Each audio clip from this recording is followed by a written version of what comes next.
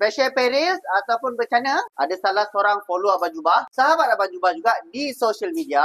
Dia bertanya soalan kepada Abang Jubah, claim special perils NCD hilang tak? Okey, pertama sekali korang kena tahu apa itu special perils. Special perils ni adalah tuntutan perlindungan kereta korang di atas sebab-sebab yang tertentu dan bukan disebabkan kemalangan jalan raya. Contohnya, kereta korang dihempak pokok ataupun dipanah petir, dan kebiasaan yang berlaku di Pantai Timur adalah ditenggelami banjir. Persoalan dia adalah, adakah NCD ataupun no claim discount ni akan hilang bila kita membuat tuntutan special perils? Jawapan dia ya. NCD korang akan burn ataupun akan di-reset semula menjadi kosong bila korang membuat tuntutan special perils. Sama juga macam korang membuat tuntutan insurans kemalangan jalan raya. Terus terang Abang Jubah cakap, Abang Jubah sangat respect kepada orang yang celik mengenai insurans. Bila Abang Jubah baca polisi tu,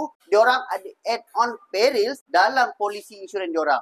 Abang Jubah nak beritahu juga korang kat luar sana yang nak renew insurans, korang boleh PM juga Abang Jubah untuk Abang Jubah kirakan sebuah harga quotation insurans korang, dan Abang Jubah akan add-onkan perils kalau korang nak ke dalam quotation tersebut. Macam biasa, korang kat luar sana tak tahu dan tak ada workshop nak hantar kereta korang untuk buat claim insurans, terutamanya insurans Etika, Takaful Malaysia, Takaful Ikhlas, RHB dan lain-lain insurans. Korang boleh datang ke bengkel Abang Jubah, pakar tuntutan insurans kemalangan anda.